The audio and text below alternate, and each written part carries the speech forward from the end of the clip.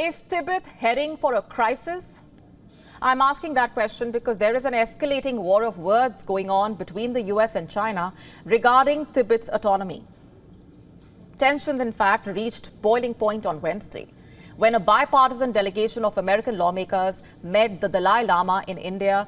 The delegation, which included former US House Speaker Nancy Pelosi, made strong statements asserting that the United States will not allow China to influence the selection of the Dalai Lama's successor. These remarks are certain to provoke Beijing, which has labeled the exiled Tibetan spiritual leader as, quote-unquote, a separatist. And in a bold move, Pelosi warned China, stating, things have changed. China, be ready for that. Listen in. His Holiness the Dalai Lama, with his message of knowledge and tradition and compassion and purity of soul and love, he will live a long time and his legacy will live forever. But to you, President of China, you'll be gone and nobody will give you credit for anything. So in that spirit now the Dalai Lama would not approve of my saying that. When I criticize the Chinese government, he says, let's pray for Nancy to rid her of her negative attitudes. But I think I hope he will indulge me today to say the change is on the way. As our colleagues have said, hope springs from faith. And the faith of the Tibetan people in the goodness of others is what is going to make all the difference. These remarks, by the way, come at a time when Washington and Beijing say they are trying to steady the ties. And as India pushes China to secure lasting peace on the disputed Himalayan frontier, 4 years after the military clash in Galwan strained ties, the lawmakers have made it clear that Washington will not hesitate to exert pressure on Beijing to engage in talks with Tibetan leaders and resolve the Tibet issue. Just how do they hope to achieve that exactly? Through a bipartisan bill known as the Resolve Tibet Act. Nancy Pelosi said that the bipartisan approval for the Resolve Tibet Act sends out a strong message to China. It indicates that Washington stands firmly on the issue. Now, the bill only awaits President Joe Biden's signature in order to become law. The Resolve Tibet Act is designed to forcefully pressure China to resume talks. It has been stagnant since 2010, remaining frozen for 14 years. US President Joe Biden is expected to sign that bill soon. Interestingly, in a departure from his predecessors, President Biden is yet to meet with the Dalai Lama. The Central Tibetan administration is hopeful that the Resolve Tibet Act, once signed, will serve as a strong affirmation of America's dedication to Tibetan people. Remember, the US has been a long-standing supporter of the Tibetan people's right to religious as well as cultural practice. In fact, the US has also condemned China for alleged human rights violations in the remote Himalayan region bordering India. But even though the US supports the Tibetan people's rights, it also officially recognizes the Tibetan Autonomous Region as part of China. A rather confusing policy of America. Although Washington recognizes Tibet as a part of China, analysts say that the Resolve Tibet bill appears to question that position. Therefore, if the bill becomes a law, it would come as a major shock to China.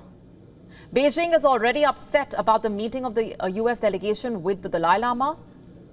You see, Beijing considers the Dalai Lama as a dangerous separatist. Born in 1935 as Lamo Thondup, the Dalai Lama was recognized as the reincarnation of his predecessor at the age of 2. And in 1940, he became the 14th Dalai Lama in Lhasa.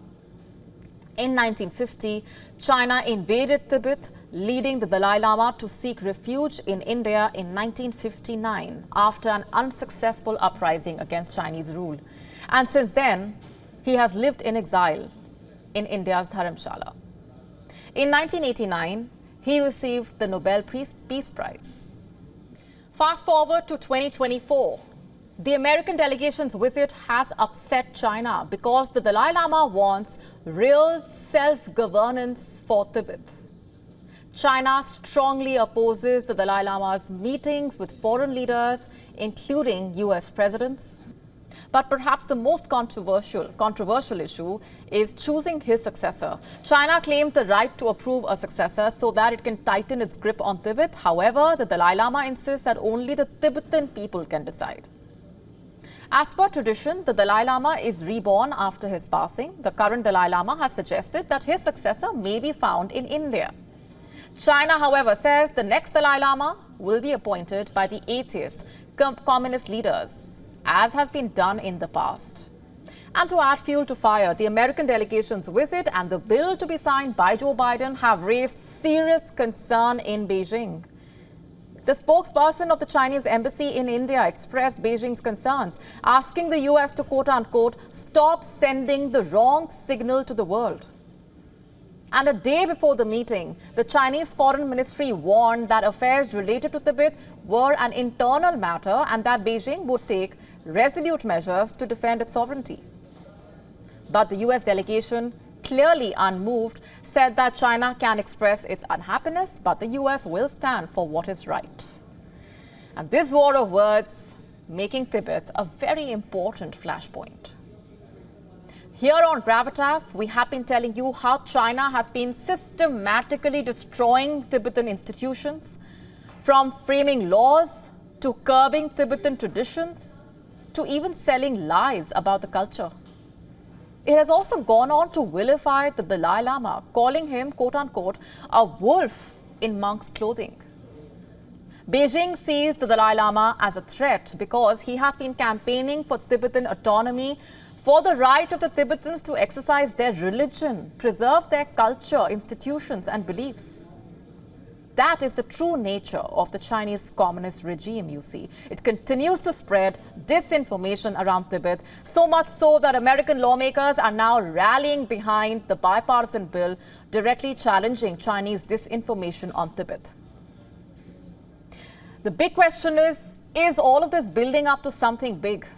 Will the US move provoke China to brew trouble? We all remember how China reacted to Nancy Pelosi's visit to Taiwan in 2022. Will China respond with something similar in Tibet?